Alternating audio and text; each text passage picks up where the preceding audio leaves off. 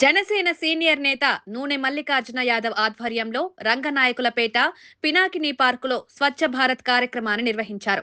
Deputy CM Pawan Kalyan, TIDCO chairman Vemulapati Ajay ఆదేశాలతో 4వ విడత కార్యక్రమాన్ని నిర్వహిస్తున్నామని మల్లికార్జున యాదవ్ అన్నారు. ప్రతి ఒక్కరూ ఆరోగ్యంగా ఉండాలని, అందుకు పరిసరాలను శుభ్రంగా ఉంచుకోవాలని సూచించారు. మొక్కల పెంపకం, పరిరక్షణపై ప్రతి ఒక్కరూ బాధ్యతగా ఉండాలని, పర్యావరణాన్ని కాపాడాలని పిలుపునిచ్చారు. అందరికీ నమస్కారం.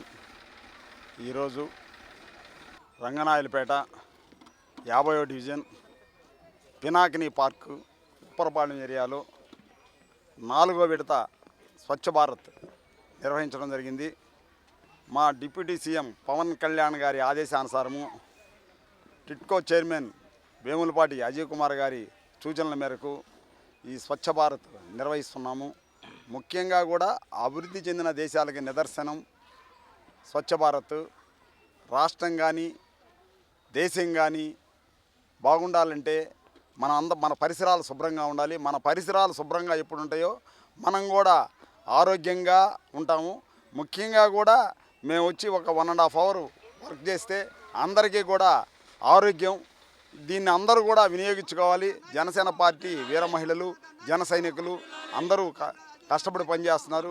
ముఖ్యంగా కూడా ఈ డివిజన్లో రాజేష్ గారు, అదేవిధంగా అందరూ వీర మహిళలు, జన సైనికులు అందరూ పాల్గొన్నారు. ముఖ్యంగా మనము వాతావరణాన్ని కాపాడాల్సిన బాధ్యత మనకుంది. ముఖ్యంగా కూడా చెట్లు, పరివారాన్ని కాపాడాల్సిన బాధ్యత మన మీద ఉంది. అది కాకుండా కూడా ప్లాస్టిక్ కాగితాలు అయితేనేమండి, వాతావరణానికి చాలా ఇబ్బందికరమైన పరిస్థితి. సముద్రంలో కూడా ఈ ప్లాస్టిక్ పేపర్లు వేసిన దానివల్ల చాలా ఇబ్బంది కలుగుతుంది. వీటన్ని నివారించాల్సిన బాధ్యత మన కమిషనర్ గారి మీద ఉంది. ముఖ్యంగా కూడా మన పొంగూరు నారాయణ గారు, అదేవిధంగా రామనారాయణ రెడ్డి గారు ఈ జిల్లా మీద ప్రత్యేక దృష్టి పెట్టి ఈరోజు టెక్నాలజీ పెంచిన పరికరాలన్నీ తీసుకొని వచ్చి నెల్లూరు కార్పొరేషన్లో ఉపయోగించడం జరిగింది. అవన్నీ కార్పొరేషన్ వాళ్ళు ఉపయోగించుకొని నెల్లూరుని సుందరవదనంగా తీర్చిదిద్దాలనే బాధ్యతగా తెచ్చుకున్నారు. స్వచ్ఛాంధ్ర, స్వచ్ఛ నెల్లూరుని తీర్చిదిద్దుతున్నారు. ఆ విధంగా చేయడమే కూటమి ప్రభుత్వం ధ్యేయం. ముఖ్యంగా కూడా పవన్ కళ్యాణ్ గారు కూడా రాష్ట్రాన్ని బాగుపరచాలనే ఉద్దేశంతో కూడా ఈరోజు ముఖ్యంగా ఈ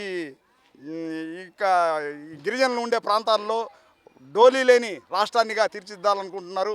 ముఖ్యంగా గత ప్రభుత్వంలో 5 సంవత్సరాలు పేరుకుపోయిన చెత్త అంతా ఈరోజు తీయాల్సిన పరిస్థితి ఏర్పడ్డది. రోజా గారు ఏదో మాట్లాడుతూ ఉన్నారు, ఆమె నోటికి వచ్చినట్టు. గతంలో తిరుమలని వ్యవస్థని సర్వనాశనం చేసింది వైఎస్ఆర్ ప్రభుత్వం. ఆమె శ్రీవాణి టికెట్ల పేరుతో అనేక కుంభకోణాలు చేసి గత ప్రభుత్వంలో అనేకంగా కుంభకోణాలు చేశారు. వాళ్ళకు విమర్శించే స్థాయి అర్హత లేదు. మా డిప్యూటీ సీఎం పవన్ కళ్యాణ్ గారిని విమర్శించే స్థాయి అర్హత లేదు. మా నాయకుడు నీతి నిజాయితీకి మారుపేరు. అలాంటి నాయకుడిని విమర్శిస్తే ఖబర్దార్ రోజా గారు, నీకు మంచి పద్ధతి కాదు. నేను నోరుని అదుపులో పెట్టుకోకపోతే చాలా ఇబ్బందులు పడాల్సి వస్తుంది. వీర మహిళలు, జన సైనికులు నిన్ను ముట్టడిస్తారు. జాగ్రత్తగా ఖబర్దార్. మరెన్నో వీడియోల కోసం మా ఛానల్ ని సబ్స్క్రైబ్ చేసుకుని పక్కనే ఉన్న బెల్ ఐకాన్ ని క్లిక్ చేసి యాక్టివేట్ చేసుకోండి.